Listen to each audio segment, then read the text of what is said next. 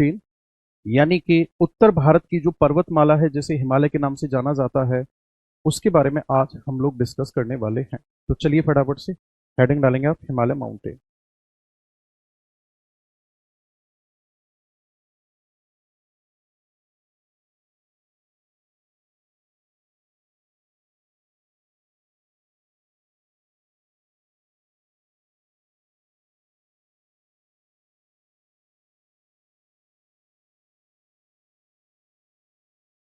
हिमालय पर्वत,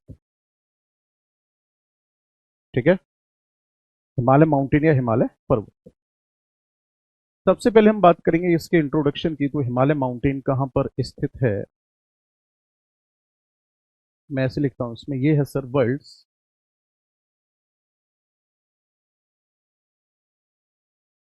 highest and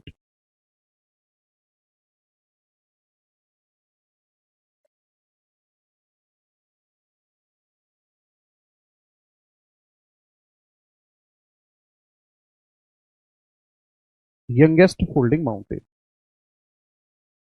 ठीक है। कैसे चला दी? ये क्या है? तो आपका आंसर होगा, ये है विश्व का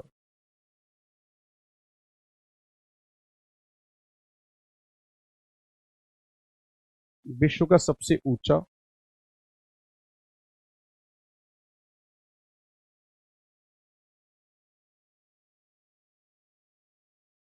और नया पर्वत है। आगे बात समझ में? ये है विश्व का सबसे ऊंचा और नया पर्वत। अब इसको नया पर्वत क्यों माना जा रहा है, मैं लिखता हूं यहां पे। अगर आप इसका फॉर्मेशन देखोगे कि हिमालय माउंटेन कब बना है, तो फॉर्मेशन है इसका लगभग 55 से लेकर के 45 मिलियन वर्ष पहले का है। लेकिन इसको नया माउंटेन क्यों माना जा रहा है, ये भी समझ लेते लगे हाथ। यंग माउंटेन इसको इसलिए माना जा रहा है क्योंकि हाइट जो है इसकी वो लगातार इंक्रीज हो रही है,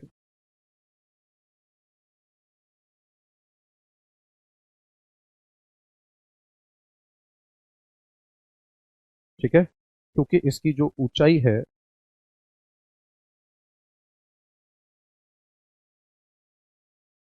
ऊंचाई लगातार बढ़ रही है, इसलिए इसको कहा जा रहा है कि ये नया पर्वत है। अब हिमालय जो है वो कहां से कहां तक फैला हुआ है, इस बात को भी समझ लेते हैं। हिमालय माउंटेन की अगर हम बात करेंगे तो जैसे ये हमारे इंडिया का मैप है,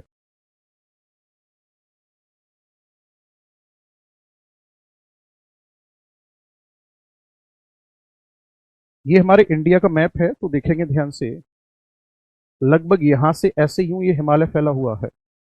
तो जो ये वाला पॉइंट है ये क्या हो जाएगा? जम्मू कश्मीर हो जाएगा। और ये वाला पॉइंट क्या हो जाएगा?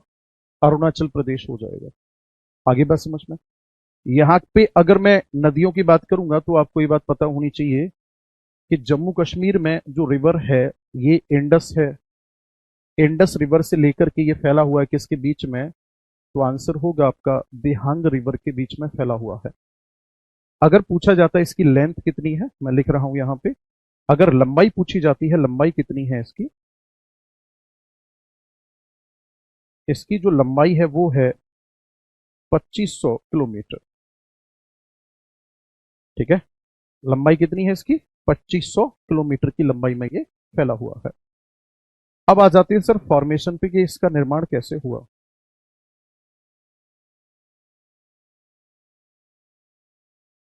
इसके लिए दो सिद्धांत हैं। एक है जियोसिंक्लाइन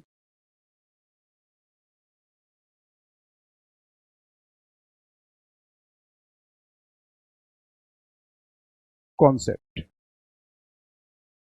और एक है प्लेट टेक्टोनिक कॉन्सेप्ट,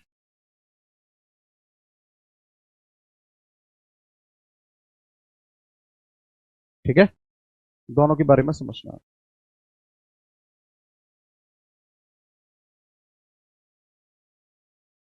एक है भूसन्नति सिद्धांत और एक है प्लेट विवर्तनिक सिद्धांत।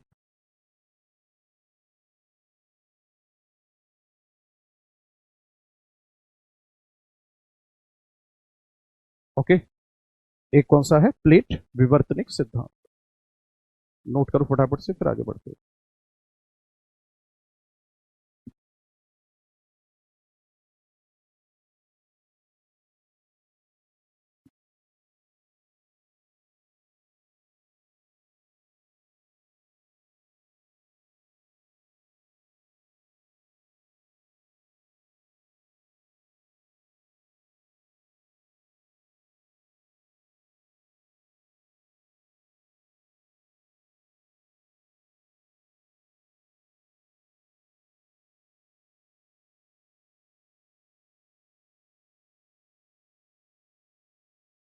आगे बढ़े, दोनों को एक एक करके समझना है। सबसे पहले आप लोग हेडिंग डालोगे जियो सिंक्लाइन कॉन्सेप्ट।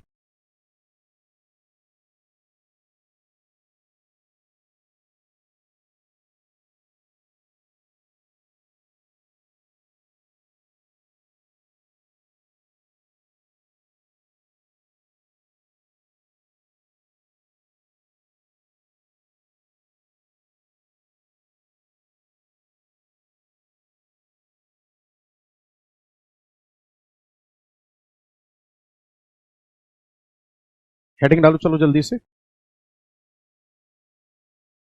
जियो सिंक्लाइन कॉन्सेप्ट।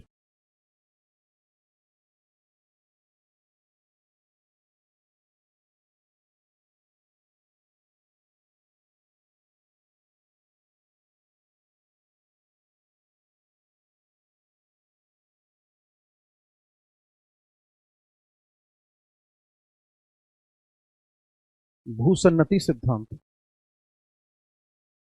देखो ध्यान से, जियो सिंक्लाइन कॉन्सेप्ट की अगर मैं बात करूंगा तो ये किसने दिया था?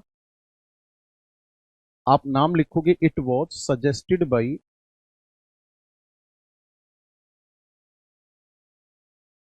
कोबर।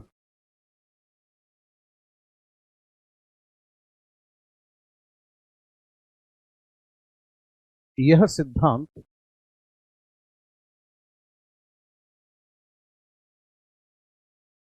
कोबर ने दिया। भूसन्नति सिद्धांत जो है, भूसन्नति सिद्धांत कोबर ने दिया था। और कोबर ने क्या कहा था इस सिद्धांत के बारे में, उसको पहले समझ लेते हैं। कोबर ने कहा कि शुरुआत में एक सागर हुआ करता था, गहरा सागर, जिसका नाम था टेथिस सी, जिसमें पानी भरा हुआ था। बोले ठीक है। नेक्स्ट स्टेप में क्या हुआ, इस टेथिस सी में जो पानी भरा हुआ था ये एक नैरो वाटर बॉडी हुआ करता था। इस नैरो वाटर बॉडी में क्या हुआ, ध्यान से सुनेंगे। ये वाला जो भाग है इसे कहा गया फोरलैंड, इसको कहा गया अग्रभूमि। ठीक है,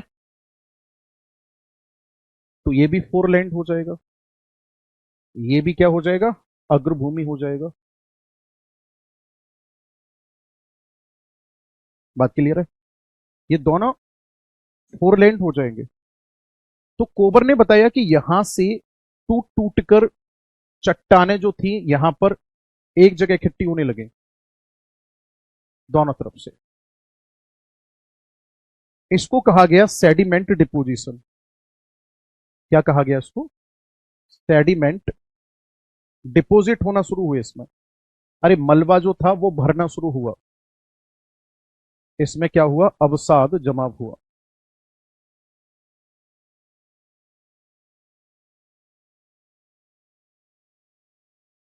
सेडिमेंट डिपोजिशन शुरू हुआ, इसमें अवसादों का जमा हुआ।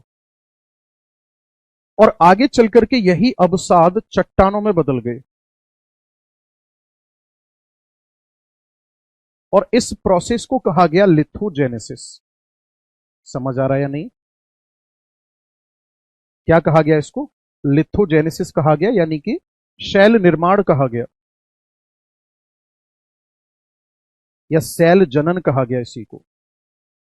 आगे इन्होंने कहा थर्ड स्टेप में ध्यान से सुनना, इन्होंने कहा कि जब यहां पर बहुत सारा वजन बढ़ गया, यहां पर प्रेशर बढ़ गया, तो इस प्रेशर की वजह से ये दोनों भाग इधर की तरफ आए। और जितना मलबा था, बिल्कुल ऐसे समझ लो कि ये वाली कंडीशन है, यहां पर ऐसे ही प्रेशर अप्लाई हो रहा है। जब ऐसे ही प्रेशर अप्लाई होगा तो मेरे दोनों हाथों के बीच में कोई भी चीज है वो क्या करेगी, प्रेशराइज होगी, कंप्रेस होगी। तो इन्होंने कहा कि जब ये दोनों भाग इधर आ गए तो इसी प्रेशर की वजह से जो सेडिमेंट्स थे वो उठने लगे, उठने लगे, उठने लगे, और इन्हीं के ऊपर उठने से बन गया हिमालय।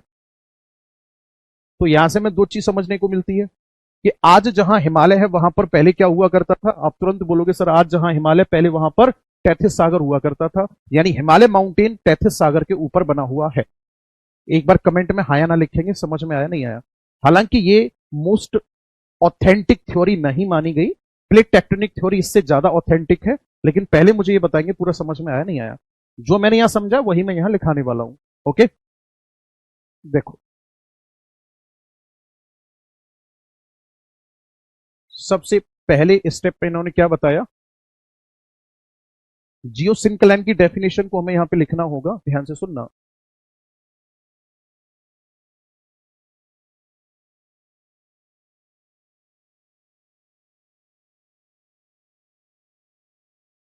जियोसिंक्लान की अगर मैं बात करूंगा तो इसमें क्या होगा?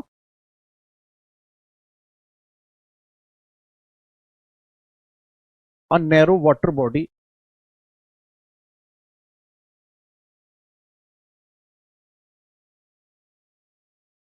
in which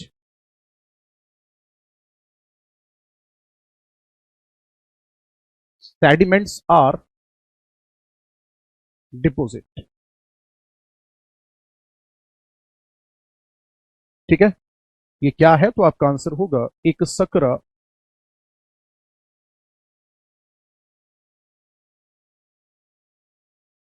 जलीय भाग,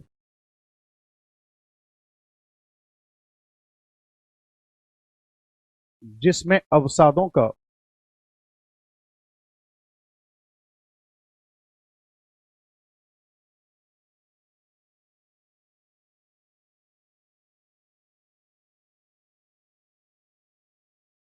लगातार जमा हो रहा है।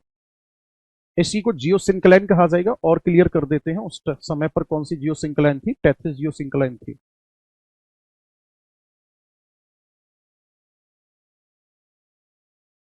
when huge amount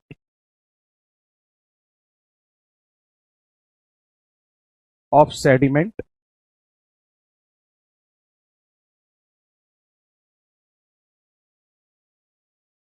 deposit in Tethys Sea। तो इससे क्या हुआ? प्रेशर इंक्रीज हुआ।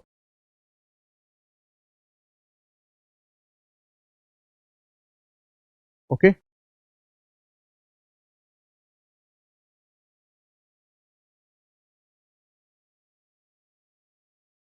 जब बड़ी मात्रा में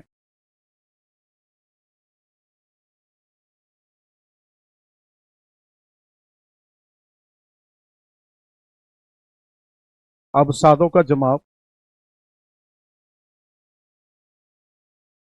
कैथिस सागर में हुआ, तो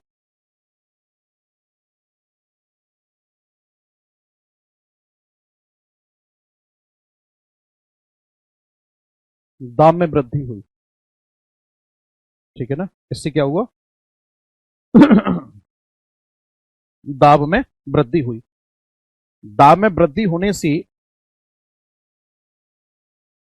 रॉक्स फॉर्म हुए and rise up as Himalaya. इतना लिख दो।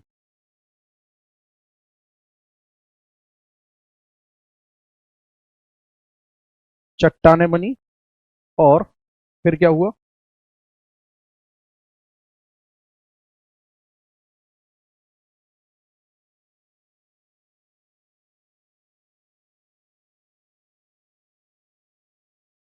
हिमालय के रूप में ऊपर उठे। यही है जियोसिंक्लाइन थ्योरी। कमेंट क्यों नहीं यार आपका इतनी देर से?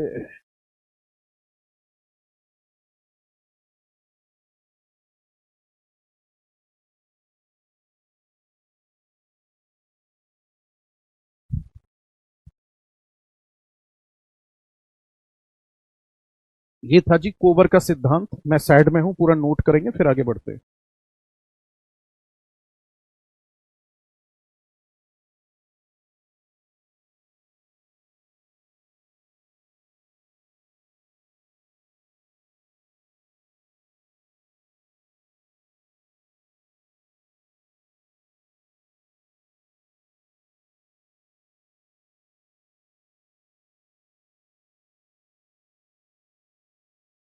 फोल्डिंग माउंटेन क्यों कहते हैं? फोल्डिंग माउंटेन इसलिए कहते हैं क्योंकि इसमें फोल्ड का फॉर्मेशन हुआ है।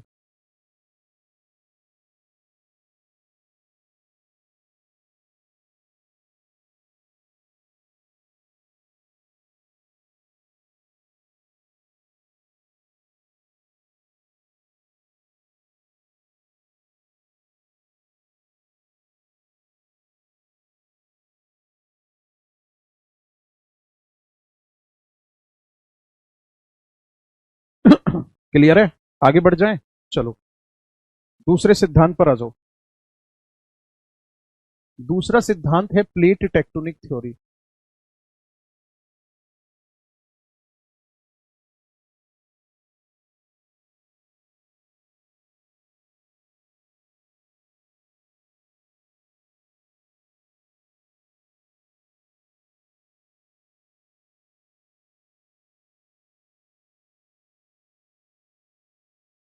प्लेट विवर्तनिक सिद्धांत। ध्यान से सुनना। ये सिद्धांत बताता क्या है? इस सिद्धांत की अगर हम बात करेंगे तो ये हमें ये बताता है कि हिमालय का निर्माण जो हुआ है ना, वो दो प्लेटों के टकराने पर हुआ है।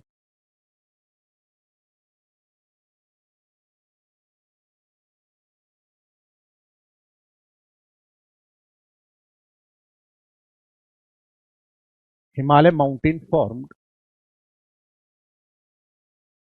By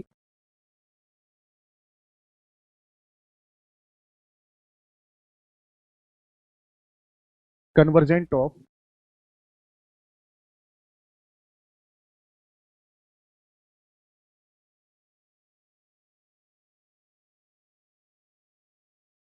two tectonic plates.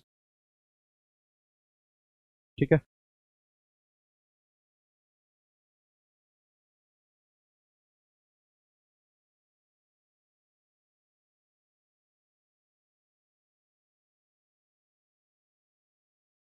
Himalaya पर्वत का निर्माण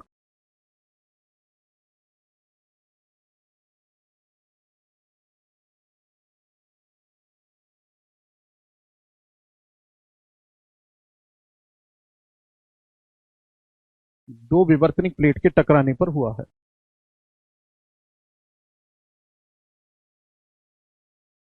ये की पॉइंट हो गया हमारा। आगे हमें इसी को एक्सप्लेन करना है।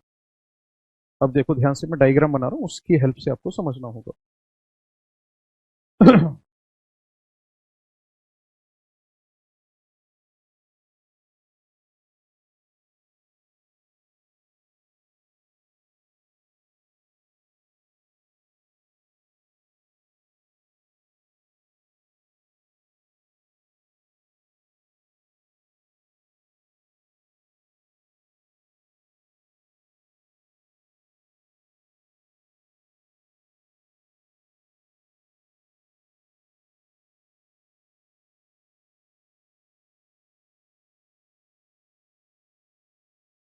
ये कंडीशन है यहाँ पे। ओके।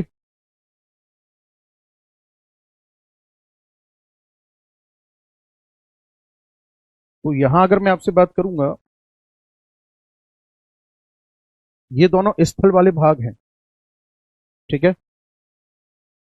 और ये टेक्टोनिक प्लेट है, ये इसका नाम है यूरेशियन,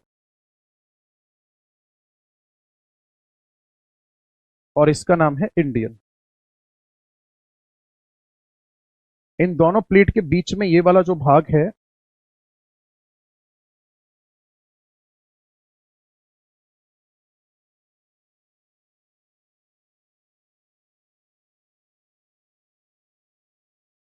इसका नाम है टेथिस सी।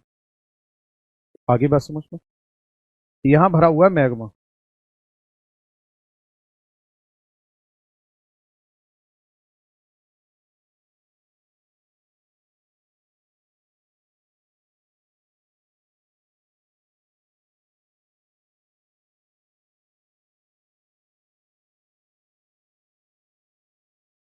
ठीक है। अब यहां है क्या, ध्यान से सुनना। यहां से मैग्मा ऐसे यूं ऊपर उठा, और ऐसे यूं मैग्मा आगे बढ़ा, और नीचे आया, और इधर यूं चला गया। बार बार ऐसे यूं मैग्मा गति कर रहा है। तो जब ये मैग्मा यहां से इधर की तरफ बढ़ेगा तो इस प्लेट को भी इसकी तरफ लेकर जाएगा। तो अगले स्टेप में क्या हुआ, देखो ध्यान से। अगले स्टेप में एक बड़ा परिवर्तन देखने को मिला। परिवर्तन ये देखने को मिला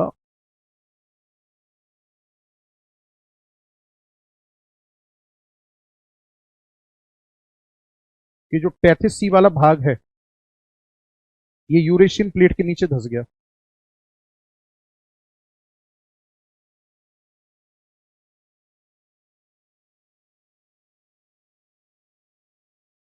ठीक है। टैथिस सी वाला जो हिस्सा था ये कहां धस गया, नीचे की तरफ धस गया। और यहां नीचे मैग्मा जो भरा हुआ था इसका टेम्परेचर था बहुत ज्यादा। तो जब ये वाले भाग एक दूसरे से टकरा गए यहां पर, तो इन्हीं टकराने से यहां पर हिमालय माउंटेन बना है। आगे बात समझ में। अब ये टैथिस सी वाला जो हिस्सा नीचे की तरफ धस गया था, मैं लिख देता हूं यहां पे।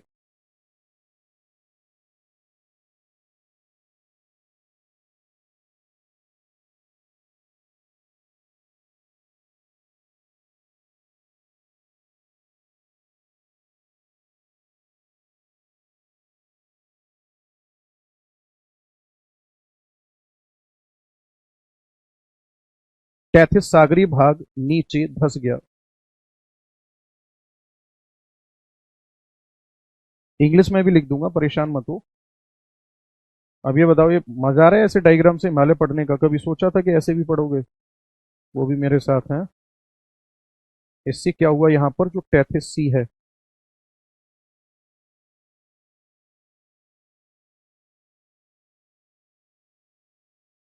ये सबडक्ट कर गया।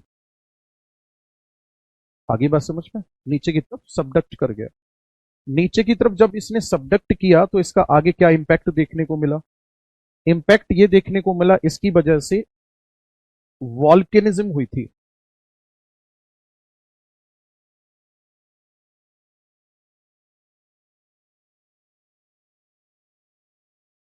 Start for some time.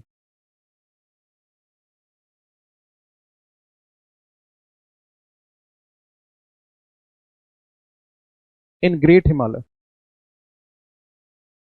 आगे बात समझ में। इसकी वजह से क्या हुआ, फिर जो महान हिमालय है,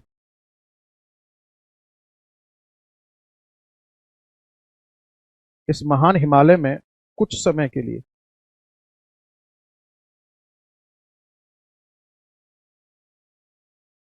ज्वालामुखी क्रिया हुई।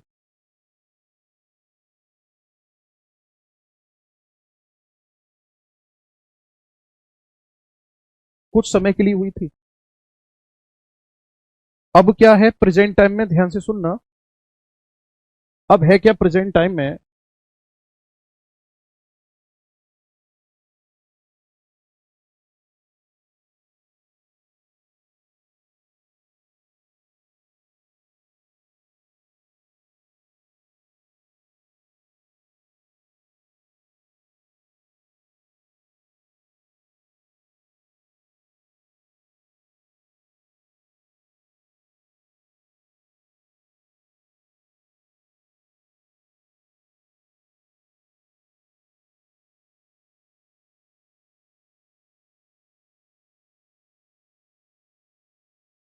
हाँ भाई, अब हो क्या रहा है, ये प्लेट लगातार टकरा रही है।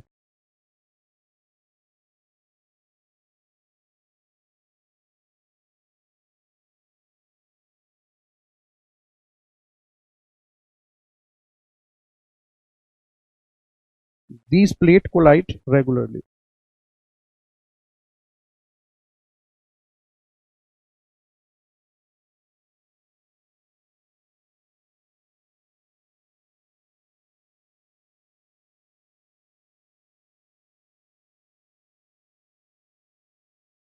जब ये प्लेट लगातार टकरा रही है तो यहां दो इंपैक्ट देखने को मिल रहे हैं। एक तो यहां पे जो हाइट है वो इंक्रीज हो रही है।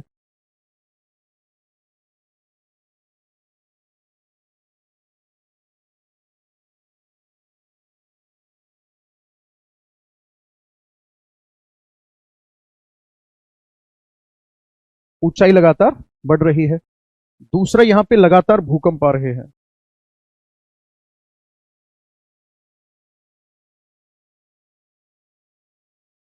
अर्थक्वेक।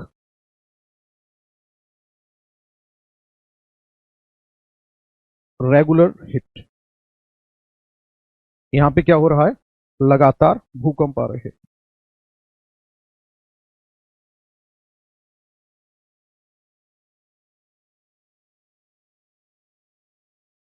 पूरा आपके सामने है, पूरा पढ़ेंगे और फिर बताएंगे। जो ये वाला मैंने स्टेटमेंट लिखा हुआ है ये बहुत इंपॉर्टेंट है। यूपी पीसीएस में ये वाला क्वेश्चन आ चुका है कि ग्रेट हिमालय में जीवाश्म नहीं पाए जाते हैं, क्यों?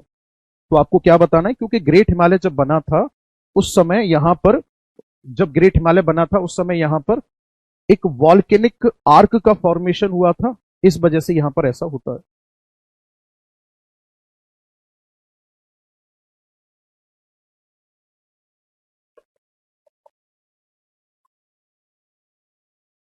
ठीक है, इस वजह से यहां पर ऐसा होता है।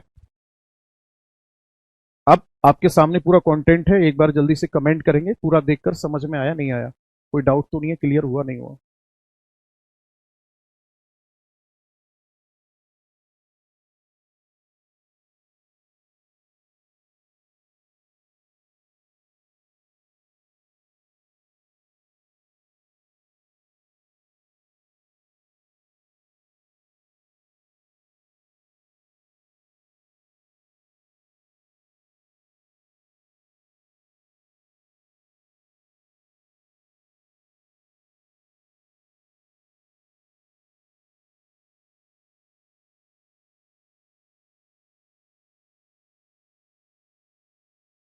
ठीक है,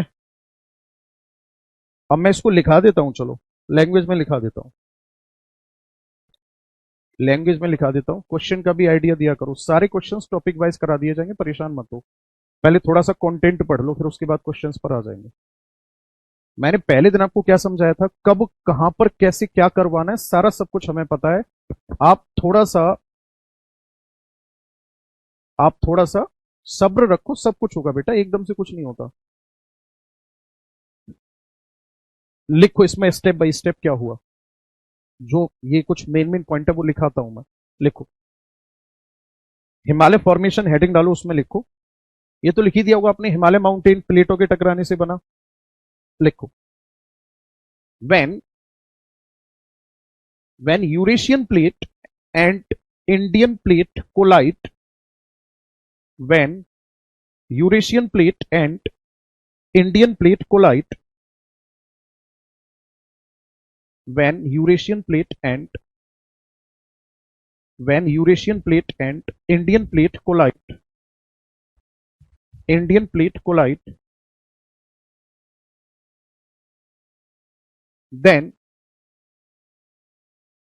then front part of Indian plate, then front part of Indian plate, bracket में लिखेंगे Tethys sea, subduct under subduct under the Eurasian plate,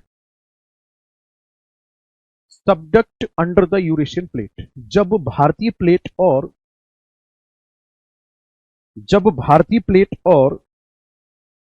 Eurasian plate आपस में टकराई, भारतीय प्लेट और यूरेशियन प्लेट आपस में टकराई,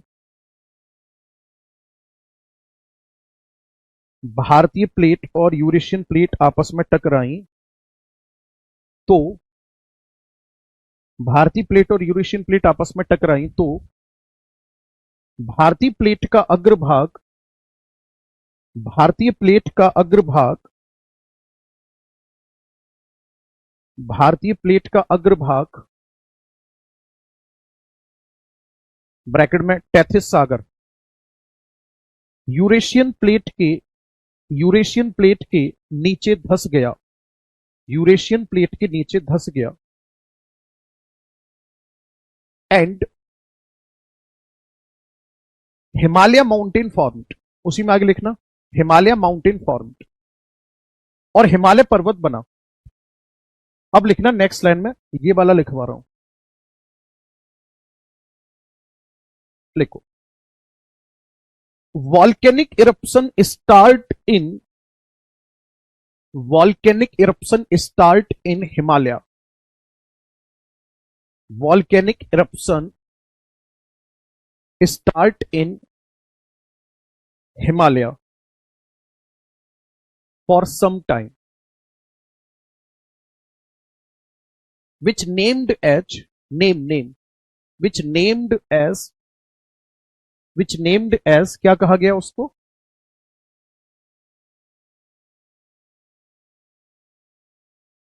named as Dras volcanic arc,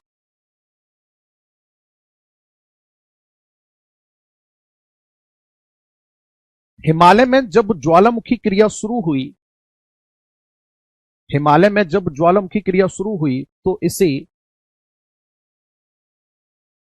इसे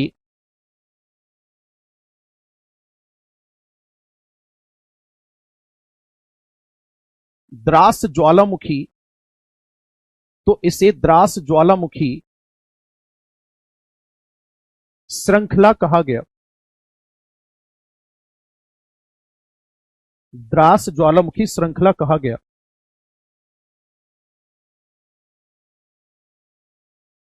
ठीक है, द्रास ज्वालामुखी श्रृंखला कहा गया। आगे लिखो इसी में, due to the impact of this volcanism, due to the impact of this volcanism,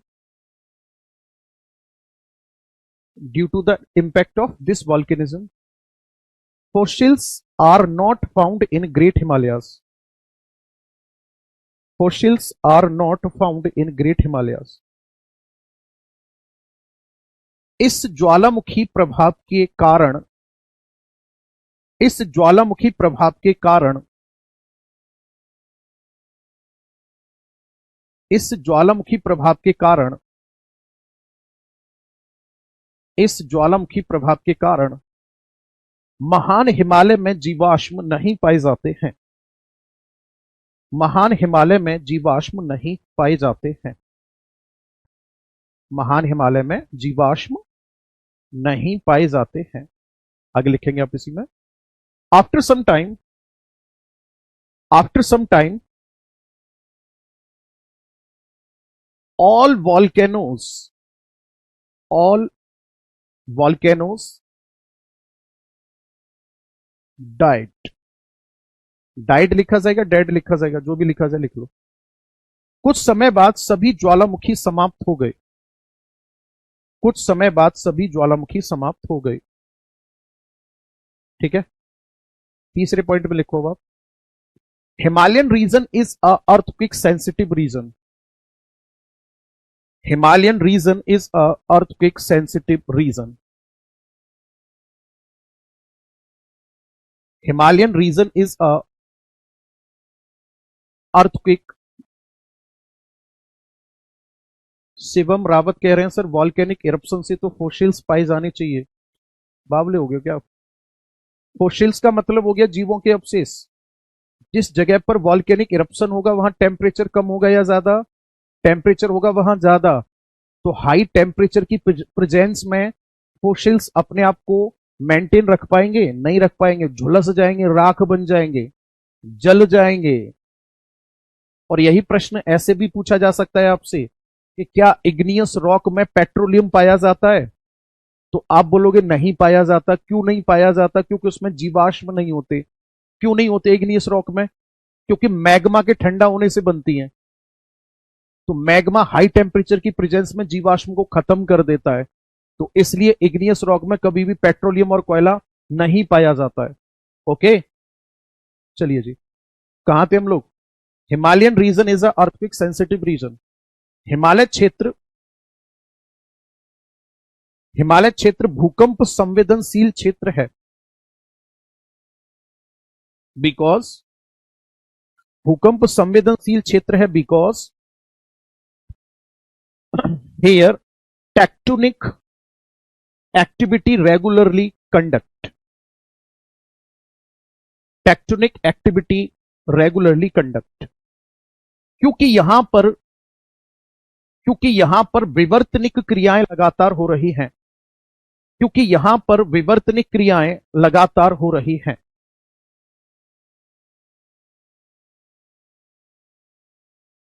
एक हेडिंग डालेंगे अब यहां पे आप, सिंटैक्सियल बैंड। इसको अक्षीय झुकाव भी लिख सकते हो आप।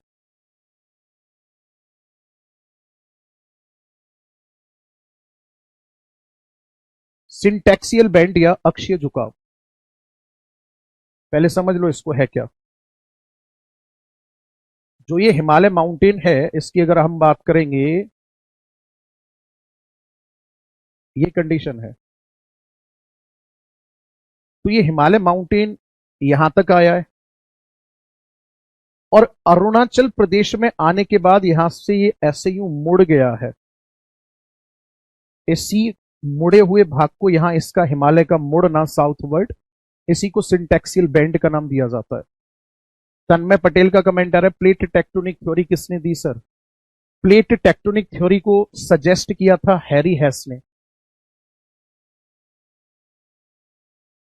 और एक्सप्लेन किया था मॉर्गन ने। ठीक है, बाकी plate tectonic theory world geography में पूरा डिटेल में आएगी। हाँ भाई, तो जो हिमालय जब यहां आके मुड़ गया है तब इसको सिंटैक्सियल बेंड कहा जाता है। और ये मुड़ा कहां पर है? तो यहां से यूं ब्रह्मपुत्र नदी प्रवेश करती है माउंटेन को काट करके, तो इसको दो नाम से जाना जाता है। ठीक है, यहां पर एक तो है यांग याप पास,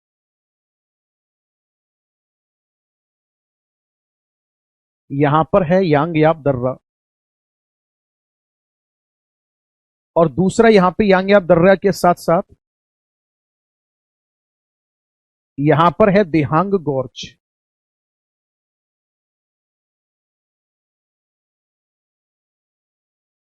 मतलब ब्रह्मपुत्र नदी ने गड्ढे जैसी संरचना यहां पे पहाड़ को काटा है, यहीं से नीचे की तरफ मुड़ जाता है।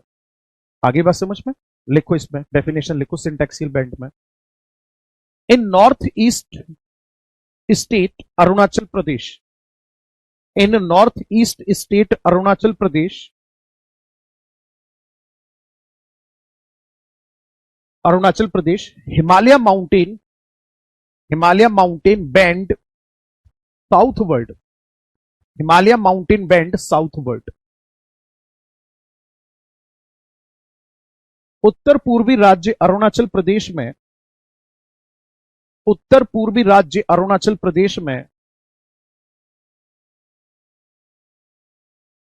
उत्तर पूर्वी राज्य अरुणाचल प्रदेश में हिमालय पर्वत, अरुणाचल प्रदेश में हिमालय पर्वत नीचे की ओर मुड़ गया है, या दक्षिण की ओर मुड़ गया है, दक्षिण की ओर मुड़ गया है। This Himalayan reason called, this Himalayan reason called Purvanchal Himalaya, Purvanchal Himalaya,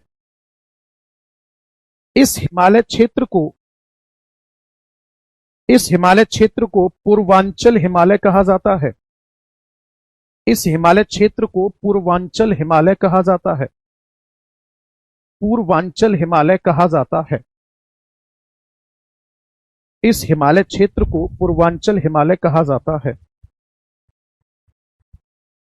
एक नाम लिखना है आपको यहीं पे, पटकाई रेंज,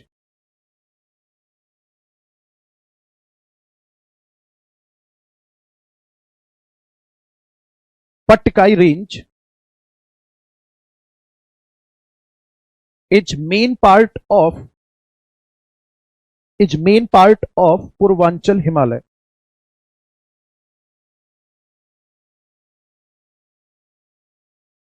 पटकाई श्रेणी, पटकाई श्रेणी पूर्वांचल हिमालय का मुख्य भाग है, पटकाई श्रेणी पूर्वांचल हिमालय का मुख्य भाग है। ठीक है, चलिए अब आप लोग हेडिंग डालेंगे जल्दी से, पार्ट ऑफ द हिमालय,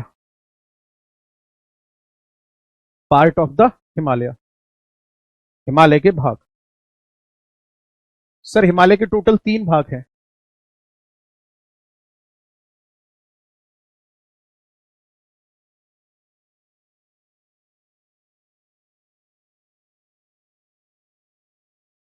पहला जो भाग है उसे कहा जाता है ग्रेट हिमालय,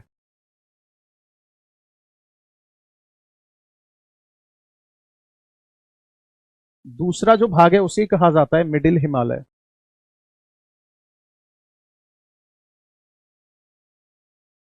तीसरा जो भाग है इसे कहा जाता है शिवालिक हिमालय।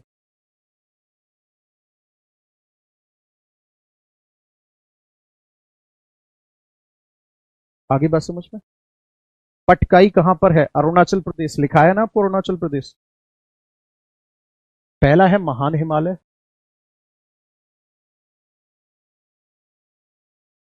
दूसरा है मध्य हिमालय,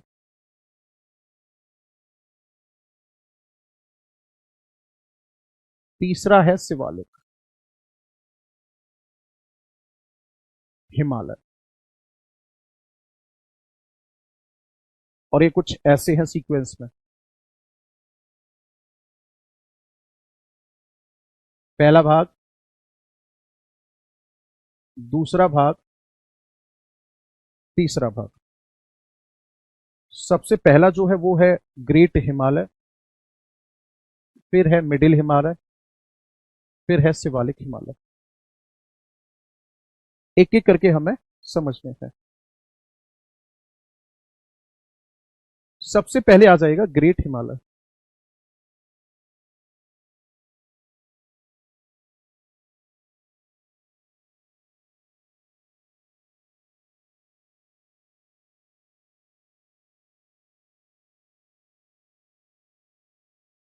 महान हिमालय की बात कर लेते हैं सबसे पहले।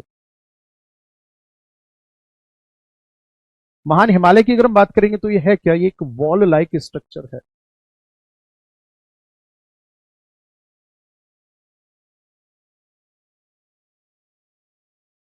ये एक दीवार नुमा संरचना है।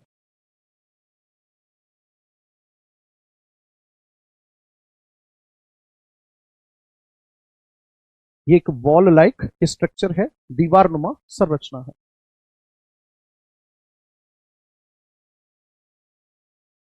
लेंथ अगर पूछी जाती है इसकी कितनी है, 2500 किलोमीटर है। किस किस नाम से जाना जाता है इसको, तो आप लिख सकते हो ऑल्सो कॉल्ड हिमाद्री। ठीक है, हिमाद्री कहा जाता है इसको, और एक नाम दिया जाता है इनर हिमालय।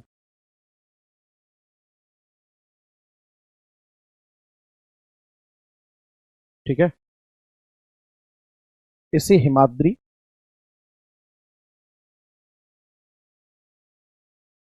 और आंतरिक हिमालय कहा जाता है।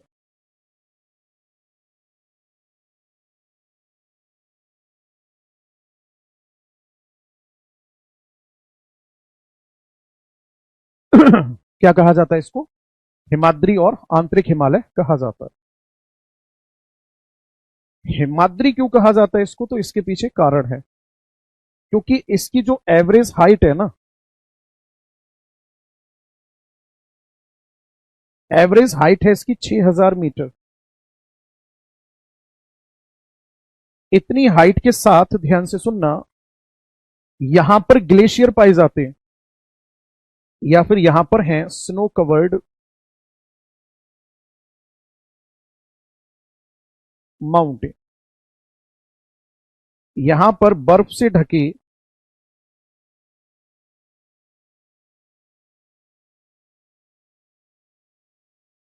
पहाड़ हैं। आगे बात समझ में। रूफ ऑफ द वर्ल्ड इसे नहीं कहा जाता, वो तिब्बत प्लेट्यू को कहा जाता है। यहां पर क्या है, बर्फ से ढके हुए पहाड़ हैं। बर्फ से ढके हुए पहाड़ हैं यहां पे, और औसत ऊंचाई 6000 मीटर है। यही कारण है कि यहां इन पहाड़ों से नदियां भी निकलती हैं, जिनके नाम हैं गंगा, काली, तीस्ता, कोसी।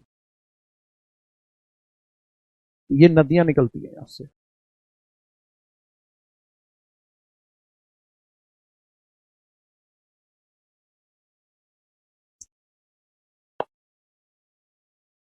ठीक है, ये सभी की सभी यहां से नदियां जो है वो निकलती हैं।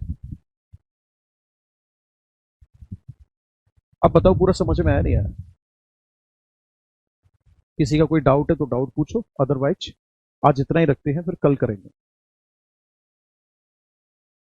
आपका कोई डाउट है, कोई समस्या है, तो आप जल्दी से कमेंट करें, नहीं तो फिर हम मुलाकात करेंगे आपसे कल।